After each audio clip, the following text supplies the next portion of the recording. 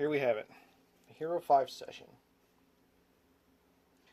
Decided I'm going to make a video about why this really isn't a very good camera for POV footage.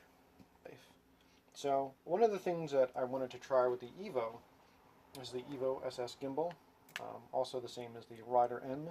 It has a little port that lets you jumper. You got to buy the separate for the Hero5 specifically because it's USB-C. It comes with the one for the normal Hero camera. So I noticed the Hero4 Session has a micro USB plug. So I don't think there's actually a jumper for the Hero4 Session. Maybe with an adapter you can make it work, but I didn't attempt that. So with this port and the adapter, you can share the batteries from the gimbal on the Hero Session. And I tested that twice and it worked out pretty well. I got a total of about 3 hours of recording time, reloading the batteries in the gimbal and starting with a fresh Hero Session. Because typically with the 5 recording at 4K or 2.7K, was maybe getting an hour and 15 minutes, maybe a little bit less worth of footage, so that was getting kind of tough on the longer rides. But I ran into more issues. Primarily was the audio. It seemed like no matter what I did, the gimbal noise was getting picked up very heavily from the Hero Session 5. Huh?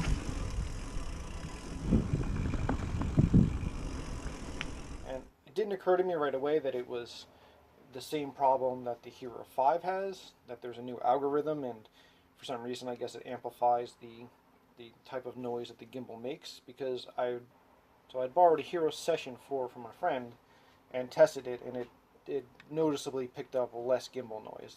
You could every once in a while hear it, but it wasn't constant like I was seeing. So I mean, that's annoying, and when people watch your videos they don't want to hear a gimbal. So when this mounts to here, by default, the direction would actually be the opposite of this. So the frame,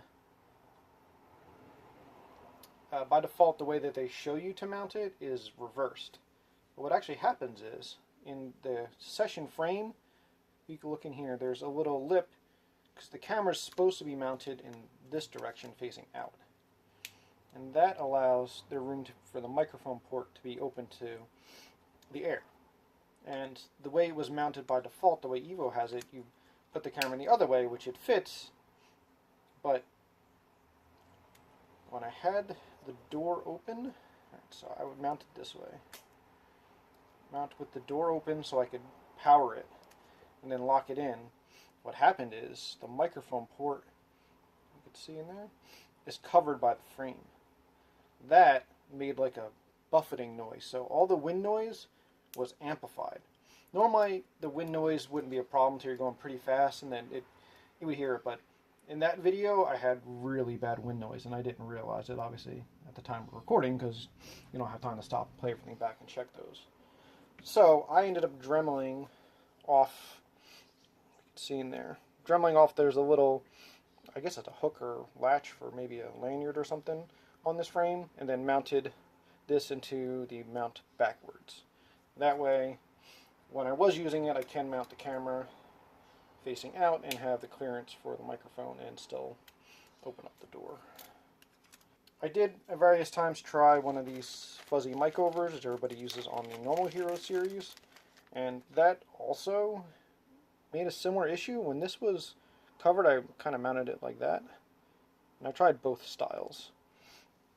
It created more wind noise, not less. The one thing I did notice, even with the EVO and the WG, which is surprising because I would have thought that the Feiyutech WG would have been balanced correctly. When I was checking balance of the Hero5 Session and the gimbal, all mounted together, it was very camera side heavy. So basically, when you put it in here, it would just want to fall this way. As where if you put the Hero 4 in, it stays relatively balanced. Still a little bit camera heavy, but not nearly as much.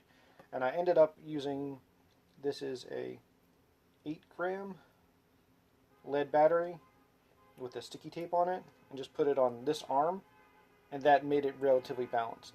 And what that does is, I was getting a lot of wiggle from big impacts or even not so big impacts. And one time I landed a drop and it like flipped out and went the wrong direction. So keeping that in balance should make less work for the gimbal and should keep your footage more steady. So isn't a benefit. So that I think about wraps it up. So pretty much to recoup, the battery life of the Hero Session is poor and you can't change them, which is just part of the product. It's definitely a great secondary camera to put somewhere else with a Velcro mount or something on your fork or on your chainstay. It's definitely a camera worth having, but as your primary camera, it's definitely not, in my opinion, it's not going to be the one you want to go with.